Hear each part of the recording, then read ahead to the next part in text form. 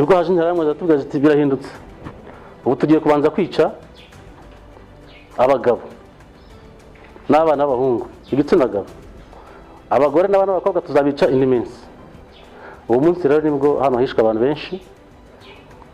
Icyo gihe urumva ntabwo bashyinguraga, babicara hano wirukanse bakamutsinda bamusanze bajya ku musozi hose. Abantu baricwa icyo gihe.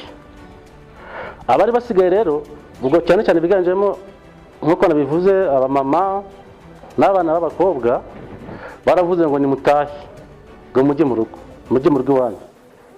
Kandi no mu rugo iwacu babaga barahashenye, murabizi ko muri jenoside basenyeye ingo z'abatutsi zose. Byari kujya nyine mu nzu zidasakaye zidagira urugi, ariko nyine tujyayo.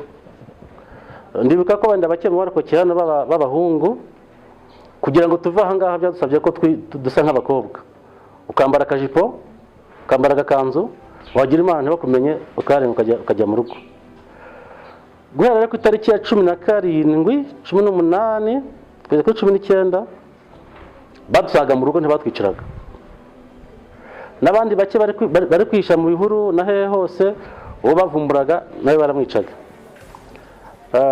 Ngira ngo kugeza wenda njya nibuka ko njyewe na bagenzi banjye barahari twarokokanye, ngira ngo harimo no muri hano hari Petero harira. Ariko ni benshi ko musura baraza kugenda babereka. Abenshi twarokotse kubera iyo mpamvu yuko twagerageje kwihindura abakobwa nibura iminsi igera bataratwica. Icyo twababwira ni ukubicaza nk'ahantu runaka tukababwira amateka, nabo tukabibasangiza muri rusange, tukabigisha ibyo twavanyemo, uburyo byagenze, tugasobanukirwa muri rusange ukuntu abatutsi bicwaga n'abana nabo bapfuye, kandi tuza kuhakorera isuku tukabibuka. Muri make cyatuzanye aha ngaha twaje kwakira abanyeshuri baturutse muri GS Muhura, baje mu rugendo shuri, baje kureba urwibutso rwa Rutonde mu Rutare bya Rutonde, ndetse kugira ngo tubatembereze n'ubusitani. Ubwo busitani bukubiyemo abana kuva kuri 0 kugeza kuri 15, ndetse hakaba n'ikarita igaragaza mu bimwe byafashije abatutsi igihe bahigwaga. Icyadushimishije hano nk'abana, twasanze hano hari n'urwibutso rwagenewe abana bato. Hari abana bishwe bafite imyaka 11, hari n'utumenyetso twerekana ibyo bakundaga, abakundaga gukina, abakundaga kubyina, byose nyine barabitwerekana.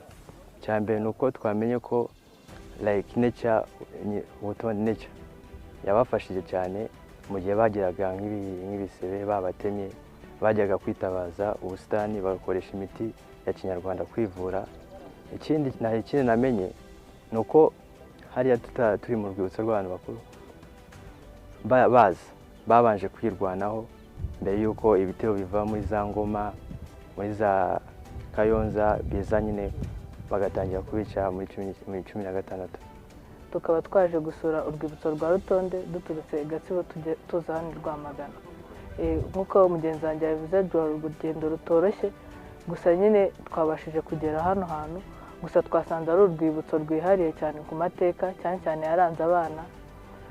Byadushimishije kuko natwe turi abana, dukeneye kumenya uburyo abana byagiye byitwara muri jenoside. Twasanze ari abana guhera ku myaka 0 kugeza ku myaka 15 cyane cyane. Twishimye cyane, twamenye amateka kandi twakwiye ibintu byinshi cyane, ko twamenye ko ibidukikije bidufitiye akamaro kenshi. Twahisemo urwibutso kugira ngo abana b'ikigo cya Groupe Scolaire ya Muhura bamenye amateka, cyane ko twari twamenye ko uru rwibutso ariho abana bashobora kuza bakigira amateka. Kandi koko twahageze twahabonye ibintu byinshi bitandukanye, aho usanga uru rwibutso rugiye rurimo ibimenyetso bigaragaza ibyarangaga umwana, aho bigaragara yuko umwana yari afite inzozi, ariko kubera amateka mabi birangira umwana azize uko yavutse. Rero twazanye abana kugira ngo bahigire amateka ya kino gihugu, kugira ngo ibyabaye bitazasubira. Kandi ni ihame ry'ikigo cyacu yuko no mu bindi bihe tuzakomeza kubazana bakiga amateka y'uko twabonye ari urwibutso rwiza kandi urwibutso ruha abana amasomo. Ni asosiyasiyo igizwe n'abarokotse Jenoside yakorewe Abatutsi ku musozi wa Rutonde, ariko ikaba yarashinzwe ku gitekerezo cy'umubyeyi Ameri.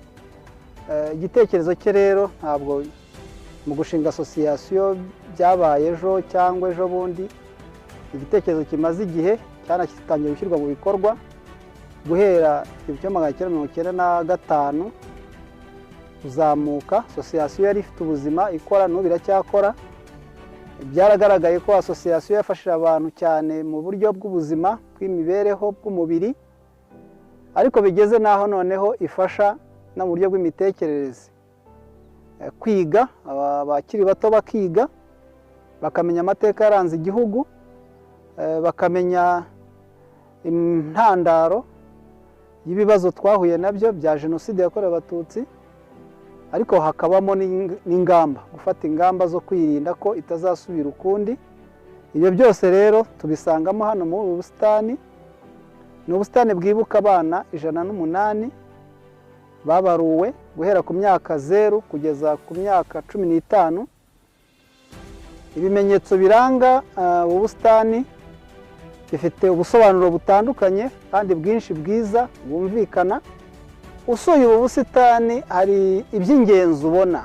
Iby'ingenzi ubona bigufasha kumva neza amateka. Icya mbere uzahabona isano iri hagati y'ibidukikije n'uburyo Abatutsi babanye n'ibidukikije mu gihe cya Jenoside.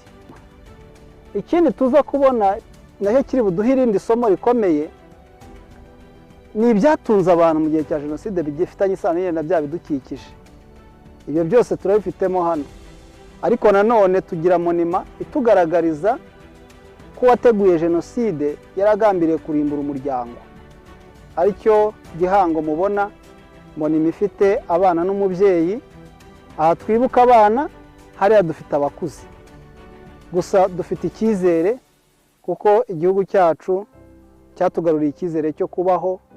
Urumuri rw'icyizere ni igihango, ni ikimenyetso kitwereka ko ahari ubuzimu haje ubuzima, ahari ibyago haje ibyishimo, ahari ishavu haje icyizere n'amahirwe n'ibyishimo byo kongera kubaho.